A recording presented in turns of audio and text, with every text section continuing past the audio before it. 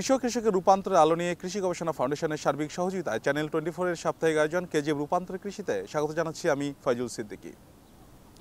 দর্শক, বাংলাদেশের কৃষির যে রূপান্তর, এই রূপান্তরে বিজ্ঞান নিয়ে যে গবেষণা হয়, কৃষি বিজ্ঞান, এই বিজ্ঞানে অর্থায়ন করছে কৃষি গবেষণা ফাউন্ডেশন। 2007 সালে প্রতিষ্ঠিত এই প্রতিষ্ঠানটি বিভিন্ন গবেষণা প্রতিষ্ঠানকে, বিশ্ববিদ্যালয়কে নিয়মিত অর্থায়ন করছে গবেষণা করবার জন্য।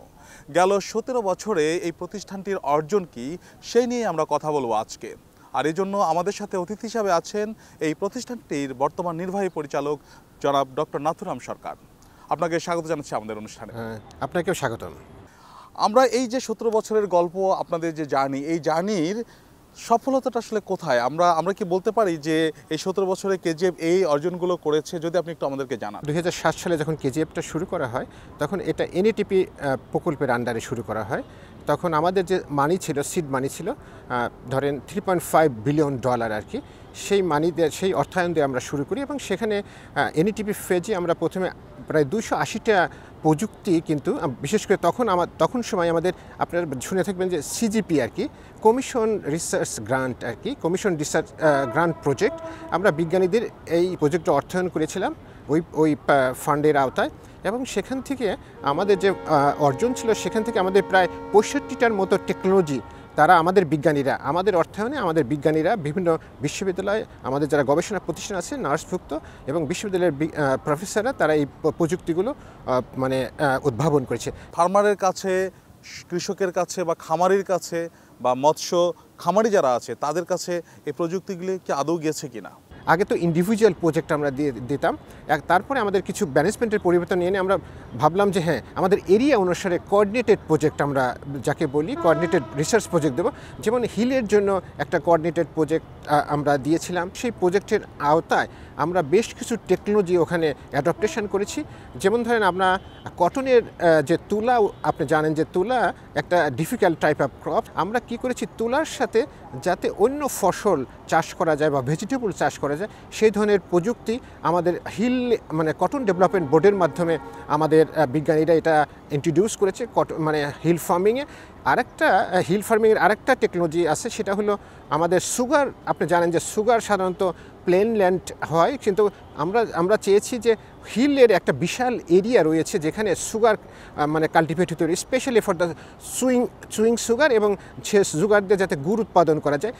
এর সাথে vegetable home gardening, home vegetable production, এই ধরনের প্রযুক্তিগুলো কিন্তু আমরা কোঅর্ডিনেটেড হিল ফার্মিংয়ের আন্ডারে কোঅর্ডিনেটেড প্রজেক্টের মাধ্যমে আমরা অ্যাডপশন করছি এবং অনেক খামারি এটাকে ব্যবহার করছে। এবং আমরা মনে করি যে এই যে হিল ফার্মিংয়ের আরেকটা আমাদের ছিল আর কি, যে জুম কাল্টিভেশন। আপনি জানেন যে হিল ফার্মাররা সাধারণত জুম কাল্টিভেশন করে। এই জুম কাল্টিভেশনের সাথে আমাদের কিছু প্রযুক্তিগত দিক ইন্ট্রোডিউস করে, সো দ্যাট তাদের বায়োডাইভার্সিটিকে আমরা নষ্ট না করে আমরা কী করবো, তার প্রোডাকশান যে আছে সেটাকে আরও ইমপ্রুভ করে, এবং তারা যে ক্রপগুলো দিত, সেই ক্রপের সাথে আমাদের কিছু ক্রপ আমরা অ্যাড করে দিয়েছি, সো দ্যাট তার থেকে আরও বেশি বেনিফিট পেতে পারে, বা তাদের যে প্যাটার্ন সেই প্যাটার্নের সাথে ইন্ট্রোডিউস করছে। এই সমস্ত কাজগুলো কিন্তু কেজিএফের অর্থায়নে আমাদের বিজ্ঞানীরা কোঅর্ডিনেটেড হিসেবে এটাকে অ্যাডাপশন করেছে এবং এটা মানে এই প্রযুক্তিগুলো তারা হস্তান্তর করেছে আর কি। পাহাড়ের কথা বললেন, সমতলে কি কি প্রযুক্তি আপনারা সম্প্রসারণ করেছেন? আমি যদি কোস্টাল এরিয়ার কথা বলি, যে কোস্টাল এরিয়া আমাদের one of the potential area. সেখানে আপনি দেখবেন যে আমন হারভেস্ট করে এবং বোরো কাল্টিভেশনের একটা বেশ কিছু এরিয়া টাইম ফ্রেম থাকে যেখানে জমিটা পতিত থাকে। সেখানে আমাদের কিছু কাজ ছিল, সেখানে যাতে আমাদের তৈল বীজ, আপনি জানেন যে তৈল বীজের আমাদের বেশ কিছু মানে এটার আমাদের অভাব রয়েছে, এবং এটার তৈল বীজের জন্য আমরা অনেকটাই আমরা ডিপেন্ডেন্ট ছিলাম। এই তৈল বীজ, এবং ওখানে যাতে তৈল বীজের চাষ করা যায়, শর্ট ডিউরেশন তৈল বীজ, এখানে আমার বাড়ির সায়েন্টিস্টরা বাড়িতে ডেভেলপ যে বাড়ি সরিষা 14, বাড়ি সরিষা 15 এটাকে ইন্ট্রোডিউস করেছে, এবং কোথাও কোথাও পালস এখানে ইন্ট্রোডিউস করেছে, সো দ্যাট কোস্টাল বেল্টের যে ক্রপিং ইন্টেন্সিটি আছে সেটাকে বাড়ানো যায়। তাছাড়া আমাদের আরও কিছু কাজ ছিল, যেখানে জিরো টিলেস প্রযুক্তি, মানে জিরো অনিয়ন কাল্টিভেশন, তারপরে হলো মানে গমের যে চাষটা, সেই চাষটাও কিন্তু আমরা মানে এটাকে ইন্টেন্সিফিকেশন করা হয়েছে এই কোস্টাল ফার্মিংয়ের মাধ্যমে। সাম্প্রতিক সময় আমরা যেটা জেনেছি, আপনার একটি ড্রায়ার উদ্ভাবন করেছে আপনাদের অর্থায়নে বিজ্ঞানীরা। সেই ড্রায়ারটা কি আসলে সাস্টেনেবল পর্যায়ে আছে কিনা? এই ড্রায়ারটা হলো একটু কমার্শিয়াল ভাবে যারা প্রসেস করে তাদের জন্য এটা মোর সুইটেবল, কিন্তু আমাদের স্মল স্কেল ড্রায়ারিংয়ের জন্য এটা একটু ডিফিকাল্ট। যে আমাদের যে ঝুঁকিপূর্ণ যে ইকোসিস্টেম, এখন ভালনারেবল ইকোসিস্টেম, এই ইকোসিস্টেমকে আপনার সাস্টেইনেবল করবার জন্য কেজিএফ আসলে কি কি কাজ করেছে? যেমন ধরেন আমরা সল্ট টলারেন্ট গমের চাষ ওই এলাকায় বাড়ানোর ইন্টেন্সিফিকেশনের জন্য শুধু গম না, গমের সাথে অন্যান্য ভেজিটেবলস জাতীয় চাষ এবং তারপরে এই আর কি সল্ট টলারেন্ট পেডির ইন্টেন্সিফিকেশনের জন্য আমাদের মানে যেখানে আমাদের স্যালাইন্ট এরিয়াতে আমাদের মানে কাজ হয়েছে এবং এটার একটা ভালো ধরনের ফলাফল এসে।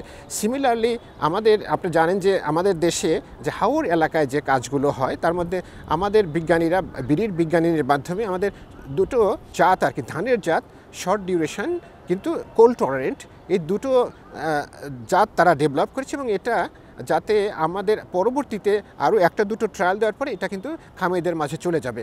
এই ধরনের তাছাড়া হাওর এলাকাতে মানে ম্যানেজমেন্টটা যাতে অন্য ফিশারিজ ম্যানেজমেন্টটা সেটাকে আমাদের একটা কাজ ছিল, সেই কাজ আমাদের ফিশ প্রসেসিংয়ের একটা কাজ ছিল, সেই কাজের মাধ্যমে যাতে এই মানে ফিশ মার্কেটিং এবং তার প্রক্রিয়াকরণ একটা বাজারজাতকরণ সে ধরনের প্রক্রিয়া কিন্তু আমরা হাওর এলাকার খামারিদের জন্য বিশেষ করে মানে আমাদের ফিশ ফার্মার অ্যান্ড আমাদের যে শস্য খামার যারা আছে তাদের আমাদের যে প্রযুক্তিগুলো তাদের মাধ্যমে কিন্তু আমরা এখানে এই সমস্ত এলাকায় মানে সম্প্রসারণ বা তাদেরকে করা হচ্ছে আর কি। এই যে আপনারা সম্প্রসারণ করলেন আপনার প্রযুক্তিগুলোকে, এর ফলে আমাদের গ্রামীণ অর্থনীতিতে আসলে কি ইম্প্যাক্ট পড়ছে? তারা কি ওই সব ফার্মার বা ওই সব কৃষকরা আসলে কি লাভবান হচ্ছেন? এরকম কোনো আপনাদের অ্যাসেসমেন্ট কি আছে? অ্যাকচুয়ালি এটা একটা ডিফিকাল্ট আর কি, যে তবে আমাদের কিছু কাজ আছে, যেমন আমরা এনএসইউকে একটা কাজ দিয়েছি নর্থ সাউথ ইউনিভার্সিটি। আমাদের যে টেকনোলজিগুলো বিভিন্ন জায়গায় ডিফিউশন হচ্ছে, আসলে এগ্রিকালচার টেকনোলজি কতটা ডিফিউশন হচ্ছে এবং এটা অ্যাকচুয়ালি খামারিদের কতটা কাজে লাগছে তার উপরে আমাদের একটা বিশাল ধরনের একটা কাজ আছে, কিন্তু ওই কাজের এখনও ফাইনালাইজ আমাদের ওই আসে না। তবে তারা বলছে যে আমাদের যে ডিফিউশন যেটা হচ্ছে আমাদের যে টেকনোলজিগুলো তা এই diffusion rate is very high আর বাট কিন্তু এটা এলাকা অনুসারে বা এরিয়া অনুসারে ইজ ডিফারেন্ট, মানে সিজন টু মানে রিজন টু রিজন এটা ডিফারেন্স আছে। তবে এই ধরনের আমরা একটা কাজ আমরা দিয়েছি একজন বাংলাদেশ কৃষি বিশ্ববিদ্যালয়ের একজন প্রফেসরকে। আমরা চর এলাকায় যে আমাদের যে বিশাল এরিয়া আছে সেই এলাকায় ক্রপিং প্যাটার্নের যে চেঞ্জ হচ্ছে এবং লো ভ্যালু ক্রপ থেকে হাই ভ্যালু ক্রপের যে ট্রান্সফরমেশন হচ্ছে তারা এই ধরনের একটা কাজ করছে এবং আমরা মনে করি যে আমরা ভবিষ্যতে এর উপরে একটা ভালো ধরনের মানে স্ট্র্যাটেজিক যে পলিসি সাপোর্ট এটা আমরা দিতে পারবো, যে হ্যাঁ আমাদের ইনিশিয়ালি যে ফেজ ছিল মানে আমাদের যে ক্রপিং সিস্টেমের যে ট্রান্সফরমেশন হচ্ছে দ্যাট ইজ কমার্শিয়ালাইজেশন হচ্ছে এবং ভ্যালুয়েশন হচ্ছে ক্রপের মধ্যে, এবং ক্রপ যে চেঞ্জ হচ্ছে খামারিদের চেঞ্জ করছে মানে টাইমের ফ্রেমের সাথে, সেটার একটা ভালো মানে আসবে আমরা মনে করি। এবং এটার একটা transformation is going on in the different places, specially in the Chor area, especially in the Haur area and the coastal and saline belt areas also, and even in the hill farming. তার মানে আপনারা গবেষণা করছেন, গবেষণার পাশাপাশি সরকারকে policy দেওয়ার চেষ্টাও করছেন। আমরা আবারও আপনার সাথে কথা বলবো, তার আগে একটা ছোট্ট বিরতিতে যেতে চাই। দর্শক, কেজিএফ রূপান্তরের কৃষিতে যাচ্ছি ছোট্ট একটা বিরতিতে, ফিরবো শিগগির, ততক্ষণ আমাদের সাথেই থাকুন।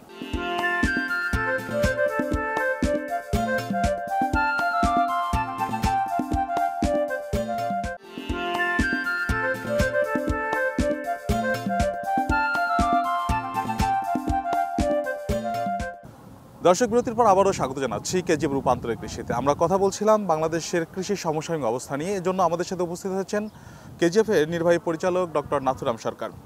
আমরা যেটা দেখছি সাম্প্রতিক সময়ে ক্লাইমেট স্মার্ট এগ্রিকালচার নিয়ে সারা পৃথিবীতে আলোচনা হচ্ছে। এই ক্লাইমেট স্মার্ট এগ্রিকালচার নিয়ে আসলে আপনারা কি কাজ করছেন? আপনি জানেন যে বর্তমান বিশ্বের সাথে তাল মিলে এবং আমাদেরকে টিকে থাকতে হলে ক্লাইমেট স্মার্ট টেকনোলজি আমাদের অবশ্যই দরকার, তা না হলে আমরা সাস্টেইন করতে পারবো না। কেজিএফ এটা নিয়ে আমাদের দুটো ফেজে এটার কাজ করেছি। প্রথম ফেজটা আমাদের যে কাজটা করেছি এটা একটা কোঅর্ডিনেটেডভাবে আমরা কাজটা করেছি। এখানে বাড়ি বিড়ি এবং আদার অর্গানাইজেশন এটার সাথে রিলেশন ছিল এবং সেটা শুধু ক্রপ বেস মানে শস্যর উপরে আমাদের শস্য উৎপাদন কীভাবে চেঞ্জ হচ্ছে এবং শস্যর থেকে কতটা আমাদের গ্রিন হাউস গ্যাস ইমিশন হচ্ছে। মানুষ এখানে ব্লেম দেয় যে পেডির থেকে সবচেয়ে বেশি গ্রিন হাউস গ্যাস ইমিশন হয়। এই বিষয়গুলোকে আসলে আরও বেশি জানার জন্য এবং এখানকে আরও পলিসিগত সাপোর্ট দেওয়ার জন্য আমরা দ্বিতীয় ফেজটা আরও ওয়াইডার স্কেলে এখানে এই ফেজের সাথে আগে পশু পানি সম্পদকে জড়িত করা হয়নি। এই ফেজে আমরা পানি সম্পদ এবং মৎস্য সম্পদকে জড়িত করে একটা কম্প্রিহেন্সিভ কাজ যাতে হয় সেই কাজটা আমাদের চলমান রয়েছে।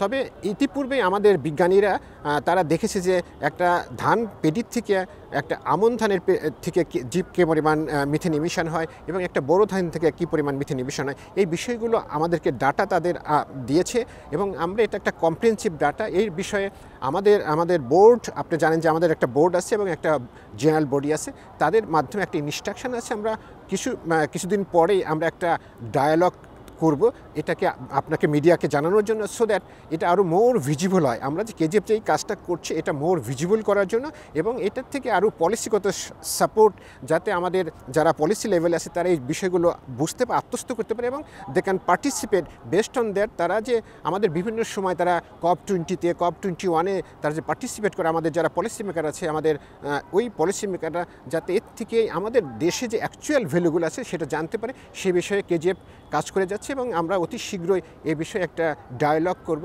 আমাদের একটা কম্প্রিহেন্সিভ ওয়ার্ক আমরা করেছি in the crop sector and the livestock and the fisheries sector also. বাংলাদেশের কৃষি সেক্টর যে ক্লাইমেট ভালনারেবিলিটি আছে, ক্লাইমেটের কারণে বাংলাদেশের কৃষির যে ক্ষতি হচ্ছে, বিশেষ করে ফসলের ক্ষতি, মাছের ক্ষতি এবং প্রাণী সম্পদের ক্ষতি, এই ক্ষতিগুলোকে পুষিয়ে নেবার জন্য আন্তর্জাতিক অর্থায়নকে বাংলাদেশে নিয়ে আসার জন্য কেজিএফকে আসলে কোনো কাজ করছে? অ্যাকচুয়ালি আমরা এর জন্য আমাদের যে বেসলাইনটা দরকার, সেই বেসলাইন করার জন্য কিন্তু আমরা আমাদের অর্থায়নে এই কাজটা করেছি। তবে আমাদের ফোকাস আছে যাতে এই বেসলাইনের পরে আমাদের যে বেসিক ডাটা আছে আমাদের দেশে অন্যরা যেভাবে ক্লেম করে, আমরা মনে হয় যে আমরা সাধারণত ওইভাবে কিন্তু সরকার আমাদেরকে বলে যে আমরা জানি যে আপনি জানেন যে ন্যাশনালি ডিটারমাইন্ড কন্ট্রিবিউটরস কী আছে, সেই বিষয়গুলো আমাদের আপনি এনভায়রনমেন্ট মিনিস্ট্রি নিয়ে কাজ করছে। তার সাথে আপনি জানেন যে আমাদের ন্যাপ আছে আর কি, ন্যাশনাল অ্যাডাপ্টেশন প্ল্যান আছে, সেই প্ল্যানগুলোর আলোকেই কিন্তু আমাদের যে এই ফান্ডগুলো হান্টিং করার জন্য যে বেসিক যে ইনফরমেশনগুলো দরকার, সেই ইনফরমেশনগুলোই আমাদের বিজ্ঞানীরা তৈরি করছে।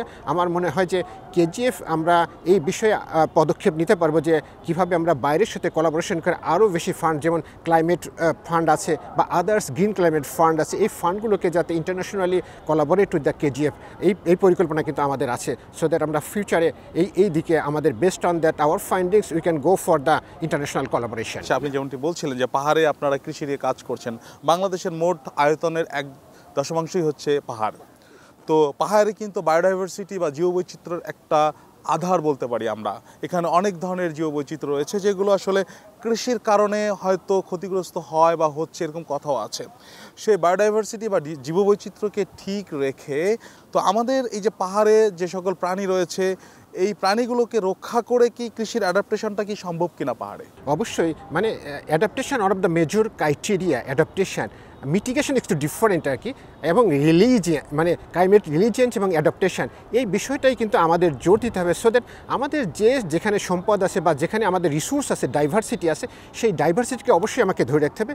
সেই ডাইভার্সিটিকে ধরে রেখেই আমাদের যে উদ্ভাবিত প্রযুক্তিগুলো আছে, সেই প্রযুক্তিগুলোই কিন্তু আমরা যতটা সম্ভব ওখানে ইন্ট্রোডিউস করে, সো দ্যাট তাদের অ্যাডাপ্টেশন রেটটা, আমাদের খামারিদের অ্যাডাপ্টেশন রেট বা রিলিজিয়ান রেটটা যেন আমরা বাড়াতে পারি, এই বিষয়টাই কিন্তু আমাদের থিম। আমরা কিন্তু হিলে যে কাজগুলো করছি, আমাদের যে হিল ফার্মিংয়ের যে কৃষির জন্য যতটুকু ইন্ট্রোডিউস করা দরকার সেইটুকুই কিন্তু করছি, কিন্তু আমরা ডিফরেস্টেশন বা আদার যেগুলো এনভায়রনমেন্ট আছে সেই এনভায়রনমেন্টকে কিন্তু আমরা নষ্ট করছি না। যেমন আমরা জুম চাষের ক্ষেত্রে আপনাকে একটা উদাহরণ দিয়েছি, জুম চাষ সাধারণত আমাদের পাহাড়িরা করে থাকে, ওর সাথে আমরা কিছু টেকনোলজি দিচ্ছি সো দ্যাট কিছু ডাইভার্সিফিকেশন আছে এবং they can harvest more benefit their existing compare to their existing jhum cultivation. আমরা জুম কাল্টিভেশন কিন্তু বন্ধ করছি না, কিন্তু তার থেকে আরও যাতে বেনিফিট পাই সেই ধরনের ক্রপিং প্যাটার্ন বা ক্রপিং সিস্টেম তাদেরকে আমরা ইন্ট্রোডিউস করি। কাঁকড়া যখন আমরা রপ্তানি করছি তখন কিন্তু আমরা কাঁকড়ার পোনা উৎপাদন করতে পারছি না। তার ফলে যেটা হচ্ছে, আমরা পরিবেশ থেকে কাঁকড়ার পোনা আহরণ করছি, বড় করছি, বিদেশে রপ্তানি করছি। এর ফলে কিন্তু প্রতিবেশের মারাত্মক ক্ষতি হচ্ছে বা হুমকির মুখে পড়ছে। এই কাঁকড়ার কৃত্রিম প্রজননের মাধ্যমে কাঁকড়ার পোনা উৎপাদন নিয়ে আপনারা আদৌ কোনো কাজ করছেন কিনা? আমাদের এটা একটা থার্স্ট এরিয়া, আমাদের মেজর কিছু থার্স্ট এরিয়া আছে। আমরা মনে করি যে এই ধরনের যেটা নন থার্স্টেবল ছিল, এখন এটা থার্স্টেবল হচ্ছে, সেই এরিয়াগুলোতে আমরা আরও নজর দিই। আমরা মনে করি যে ভবিষ্যতে আমাদের যারা ভিএফআর বিজ্ঞানী আছে তারা যদি এই বিষয়ে আমাদেরকে এখানে আমাদের যে কামিং যে কলগুলো হবে তারা যদি পার্টিসিপেট করে, so that we will provide আরও অর্থায়ন যাতে করা যায়, সো দ্যাট আমাদের দেশে যে কাঁকড়ার যে বিষয়টা আছে, যে বিষয়টা এখন লাইমলাইটে আসছে, সেটা যাতে আরও বেশি আমাদের খামারিরা এটাকে উৎপাদন করতে পারে এবং এটাকে আমরা যেন ওই ন্যাচারের উপরে ডিপেন্ডেন্ট না হয়ে আমাদের উৎপাদন করি এবং আমরা আমাদের খামারে যেন চাষ করতে পারে, সো দ্যাট ওই বায়োডাইভার্সিটিতে আপনি ন্যাশনাল যে বায়োডাইভার্সিটি লসের কথা বললেন, এটার থেকে আমরা উত্তরণ ঘটাতে পারবো। আমরা ঠিক একইভাবে যদি চিন্তা করি যে আমরা এখন দেখছি যে পরিবেশের ক্ষতির কারণে বা জলবায়ুর পরিবর্তনের কারণে এনভায়রনমেন্টালি কন্ট্রোল শেডের মধ্যে কিন্তু প্রাণী চাষ হচ্ছে, মাছ চাষ হচ্ছে। বাংলাদেশে দুধ বিশেষ করে মাংস কিন্তু মুরগির মাংস বা মুরগি লালন পালন হচ্ছে এনভায়রনমেন্টালি কন্ট্রোল শেডে। মাছের কিন্তু এই জায়গাটায় আমরা এখনও পৌঁছাইতে পারিনি। অনেকে হয়তো উদ্যোগ নিয়েছে কিন্তু ফেইল করেছে। এই যে কেন ফেইল করলো, এই জায়গাটা কি কেজিএফ আইডেন্টিফাই করবার জন্য কোনো ব্যবস্থা নিয়েছে বা পেরেছে? বায়োফ্লক আপনি শুনে থাকবেন, আমরা কিন্তু ফেল প্রজেক্ট আমরা কিন্তু এর ফিজিবিলিটি স্টাডি করেছি যে আমাদের একজন ফিশারিজ বিজ্ঞানী আছে, ফিশারিজ প্রফেসর আছে বঙ্গবন্ধু শেখ মুজিবুর রহমান বিশ্ববিদ্যালয়ে, ওনার মাধ্যমে আমরা এই কাজটা করেছি এবং উনি দেখেছেন যে এখানে যে কারণগুলো আছে সেই কারণগুলো মেইন কারণ হলো টেকনিক্যাল বিষয়গুলো আছে, টেকনিক্যাল বিষয়গুলো মানে না জেনেই কিন্তু আমাদের এন্টারপ্রেনাররা এর যে মেকানিজম, যে টেকনিক্যাল মেকানিজম আছে সেই বিষয়গুলো না জেনেই কিন্তু আমাদের এন্টারপ্রেনাররা ওই কাজটাকে শুরু করেছিলেন, সো দ্যাট এর যে ব্যাকআপ, এর জন্য যে ব্যাকআপ সিস্টেম দরকার, ব্যাকআপ মেকানিজম দরকার, সেই মেকানিজমগুলো না থাকার কারণে কিন্তু আমাদের বায়োফ্লকটা মানে ফ্লপ করেছে। সিমিলারলি আপনি আরও আরও আপনি শুনে থাকবেন যে আরএস সিস্টেম আর কি, আমরা এই কাজটাও কিন্তু অনেক খামারি ইনিশিয়ালি তৈরি করেছিল, তারপরেও কিন্তু এটা দেখা যাচ্ছে যে কমার্শিয়ালি খুব বেশি ভায়াবল হয় নাই। আমরা আমাদের শেরেবাংলা কৃষি বিশ্ববিদ্যালয়ে আমরা একজন প্রফেসরকে এই কাজটা করার জন্য আমরা ফান্ড করেছি, সো দ্যাট এটার যে টেকনিক্যাল বিষয়গুলো আছে বা এর সাথে যে ব্যাকআপ যে বিষয়গুলো আছে, আপনি যেটা বললেন যে কেন এটা ফেইলিওর হচ্ছে সেই বিষয়গুলো জানার জন্য এবং কী ধরনের মাছ করলে এটা মোর ইকোনমিক হবে সেই বিষয়গুলো জানার জন্য কিন্তু আমরা এটা কাজ করছি। বাংলাদেশের এখন সবচেয়ে বড় সমস্যা হচ্ছে উৎপাদন অনেক আছে কিন্তু সাপ্লাই চেইন ম্যানেজমেন্ট ঠিকমতো না হওয়ার কারণে ভোক্তার দোরগোড়ায় পৌঁছাইতে অনেক টাকা পয়সা মানে দাম বেড়ে যায়, পণ্যের দাম বেড়ে যায়। সো কেজিএফ কি শুধু উৎপাদনমুখী গবেষণা করে নাকি হচ্ছে সাপ্লাই চেইন ম্যানেজমেন্ট নিয়েও কেজিএফ এর ম্যান্ডেট আছে গবেষণা করবার বা অর্থায়ন করবার? আমরা এই বিষয়ে আমরা কাজ করেছি এবং এখনও কিন্তু কাজ হচ্ছে, সো দ্যাট এটা একটা কোঅর্ডিনেটেড এফোর্ট লাগবে। আপনি জানেন যে আমাদের আছে আর কি ডিপার্টমেন্ট অফ এগ্রিকালচার মার্কেটিং একটা সংস্থা আছে, মনে হয় যে এটা একার পক্ষে কোনো একক মানে সংস্থার পক্ষে it's very difficult to maintain এই যে মানে মানুষের যে প্রডিউসার থেকে আমাদের কনজিউমারের কাছে আসছে যে ডিফারেন্সটা, এর জন্য যেটা দরকার একটা মেকানিজম দরকার। এই মেকানিজমটা আমাদেরকে ইন্টারমিনিস্ট্রিয়াল মিনিস্ট্রি অফ এগ্রিকালচার, আমাদের আন্ডার দ্য মিনিস্ট্রি অফ এগ্রিকালচারের আন্ডারে যে আছে ডিপার্টমেন্ট অফ এগ্রিকালচার মার্কেটিং, এবং আমরা যারা গবেষণা করি এই টোটাল আমাদের কাজটা হবে তাদেরকে পলিসি সাপোর্ট দেওয়া, যে গবেষণা findings needs to the goes to the policy, so that কী ধরনের পলিসি হলে আমাদের দেশের খামারিরা যাতে আরও বেশি লাভবান হতে পারে এবং তারা যেন ফেয়ার প্রাইসটা, মোট কথা তাদের ফেয়ার প্রাইসটা দরকার। এই বিষয়ে আমরা অবশ্যই কেজিএফ গবেষণা করেছি অতীতে এবং ভবিষ্যতে এই কার্যক্রমটা চলমান থাকবে। দর্শক, কেজিএফ রূপান্তরের কৃষিতে আজ এ পর্যন্তই। দেখা হবে আগামী পর্বে অন্য কিছু নিয়ে। ভালো থাকবেন, সুস্থ থাকবেন।